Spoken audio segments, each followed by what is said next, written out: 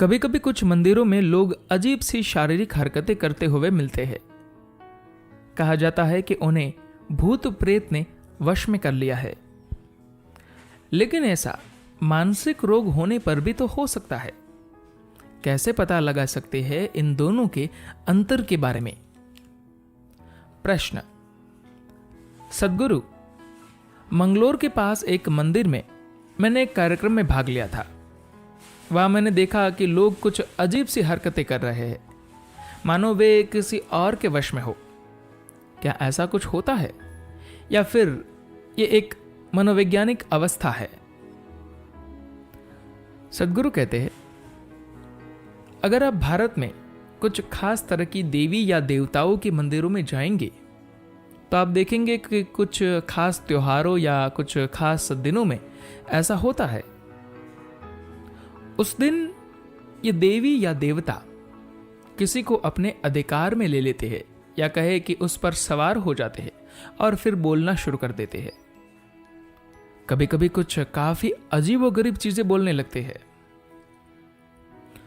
मंदिरों में देवी देवताओं का निर्माण कुछ खास तरीके से किया जाता है, खासकर उन देवताओं का जिन्हें हम कुल देवता कहते हैं।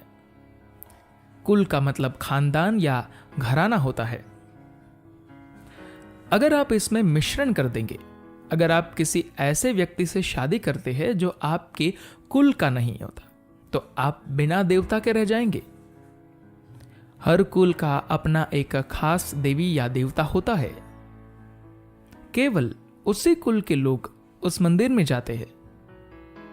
आप दो कुलों को मिलाते नहीं हैं, क्योंकि माना जाता है कि आनुवांशिक शुद्धता बनी रहनी चाहिए, वरना आपका अपना कोई देवता नहीं रह जाएगा जो आपके डीएनए के अनुसार आपके लिए काम करे।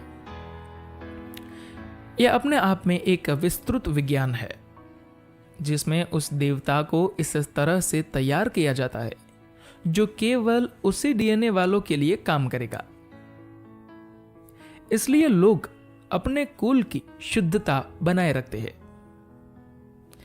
अगर आप इसमें मिश्रण कर देंगे, अगर आप किसी ऐसे व्यक्ति से शादी करते हैं जो आपके कुल का नहीं होता, तो आप बिना देवता के रह जाएंगे। तब आपके पास ऐसा कोई देवता नहीं होगा जो आपकी प्रार्थना सुनेगा, आपकी रक्षा करेगा, आपको प्रतिक्रिया देगा, जो जीवन में आपके लिए द्वार खोलेगा।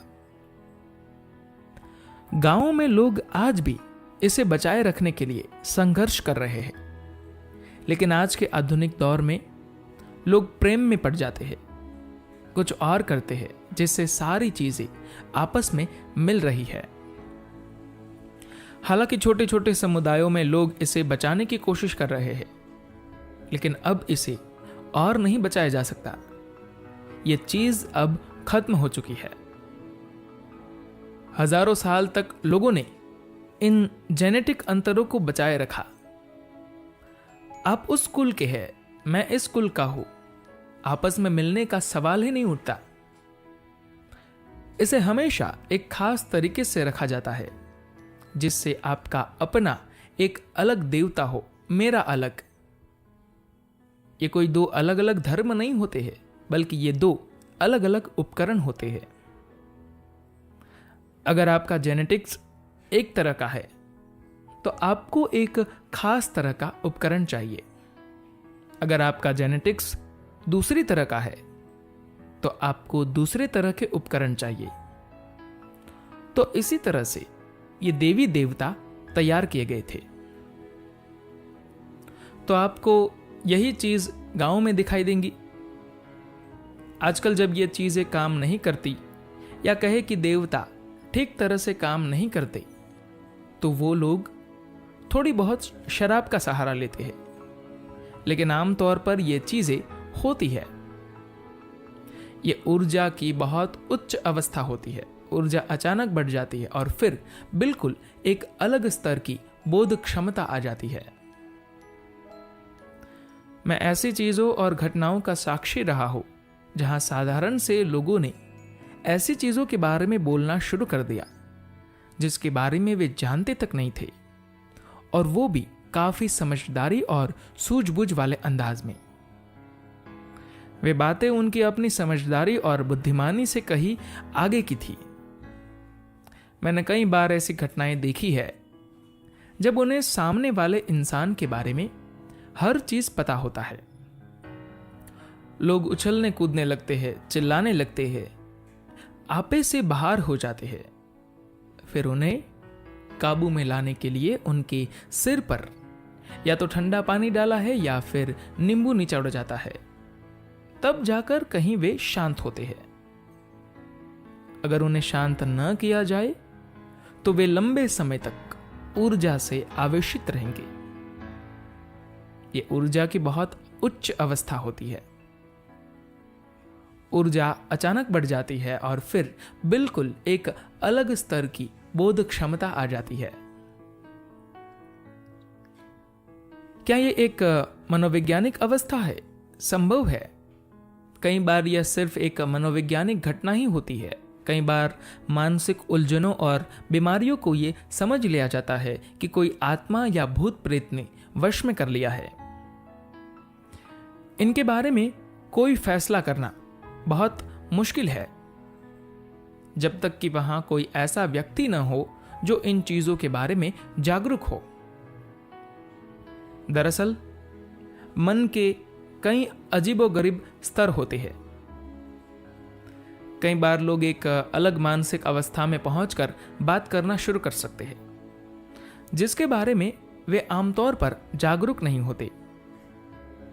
ऐसे कई लोग जिन्हें मानसिक रोग होता है वे कई बार ऐसे काम कर जाते हैं जो देखने में काफी अजीब लगता है, क्योंकि वे अचानक एक जैसी अलग मानसिक अवस्था में प्रवेश कर जाते हैं जहां अब तक उनकी कोई पहुंच नहीं थी, और अचानक वे ऐसे लगने लगते हैं जैसे कि कोई परामानवीय चीज हो रही है। साथ ही कुछ ऐसे भी आयाम होते हैं जहां किसी मानसिक रोग या मनोवैज्ञानिक असंतुलन का सवाल ही नहीं आता। दरअसल वहां ऊर्जा का एक अन्य आयाम इंसान को अपने प्रभाव में ले जाता है और कुछ खास तरह की चीजें होती है। मैं ऐसी कई स्थितियों का गवाह हूं जहां मैंने यह देखा है ऐसी चीजें होती है, लेकिन साथ ही मैं ये भी कहूंगा कि इनमें से 60 से 70% घटनाएं सिर्फ मानसिक उलझनों के चलते होती है। कई परिवारों में जब ऐसी घटनाएं होती है तो उन्हें देखकर आप किसी नतीजे पर नहीं पहुंच सकते कि यह सब किसी बीमारी की वजह से हो रहा है या किसी और वजह से, या फिर यह सब कोई नाटक है। इनके बारे में कोई फैसला करना बहुत मुश्किल है जब तक कि वहां कोई ऐसा व्यक्ति न हो जो इन चीजों के बारे में जागरूक हो। धन्यवाद।